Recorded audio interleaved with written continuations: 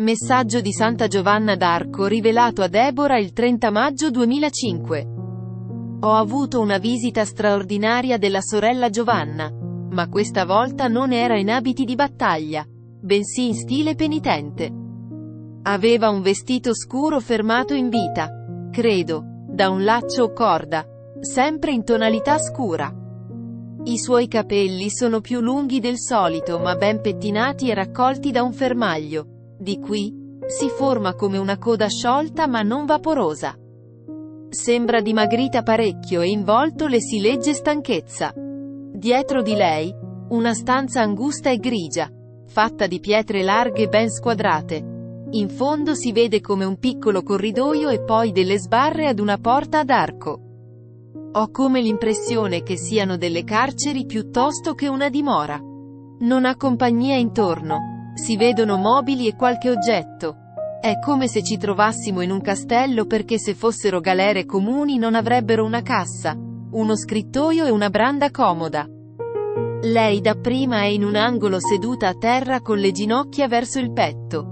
Poi si alza e viene davanti a me ponendosi frontalmente. Poi prende a parlare. Viva Gesù! Viva Maria! Sorella, figlia dell'Italia, vedi, credono di scavare nel mio cuore per possedere il dono del Gran Re. Dentro il mare del supplizio mi hanno gettata e mi torturano giorno e notte. Ma io non ho mentito quando ho accettato di essere cavaliere del Signore dei Cieli e della Regina. Dobbiamo rimanere fedeli, non dimenticarlo. Sì, mia carissima, ma ti vedo in pena. Bisogna combattere e resistere. Molti si piegano sotto la paura e temono il veleno dei nemici. Ma non avremo merito davanti a Dio se non siamo solleciti a soddisfare i desideri del dolce Signore. Se Lui domanda, noi dobbiamo rispondere o svieremo l'anima. Nessuna catena potrà fermare il debole prigioniero, poiché sorgerà in forza per la mano divina, e compirà la parte più ardua della missione. Io sento che sei abbattuta a causa del dolore dei peccati compiuti. Conquista la purezza del cuore, credendo nel perdono che tutto seppellisce. Non perdere gli slanci amorosi e non abbandonarti alla tiepidezza. Non sei nata che per combattere. Lascia il guanciale e annuncia che i popoli sprofonderanno in un tale caos da avere annebbiate le facoltà mentali. Vi saranno scene di rivolta sociale e il crescente numero di lavoratori affamati sfocerà in violente rivoluzioni. Prima in Francia, poi in Italia e in Spagna, poi in America. I governatori dovranno nascondersi perfino, ma sarà solo l'inizio. Questa è l'ora della falsa pace, un'apparente tregua tra le nazioni, ma la fiamma bruciante della terribile guerra già vibra. Ho voluto dirti questo perché non vi sono molte anime che si offrono per la causa santa e per questo grandi dolori aspettano le creature. Esse conosceranno sofferenze come poche altre generazioni. Dio sopporta con pazienza ma la durezza umana lo costringe a castigarvi.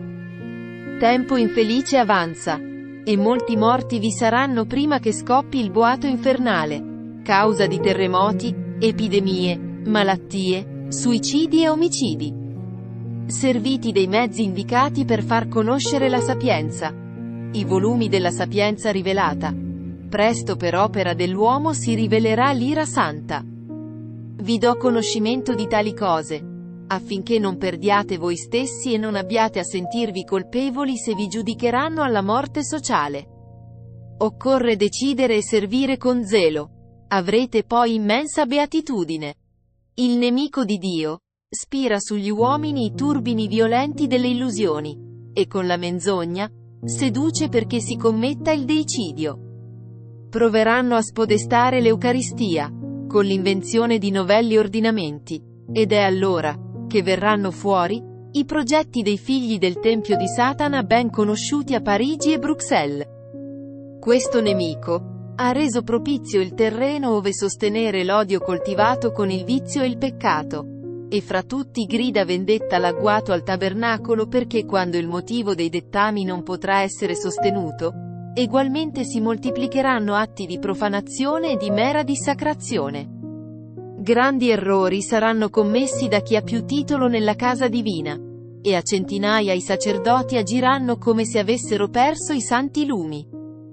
Vi diranno che non sarà necessario cercare benedizioni perché Dio è ovunque e vi defrauderanno del tempo della lode e dell'adorazione.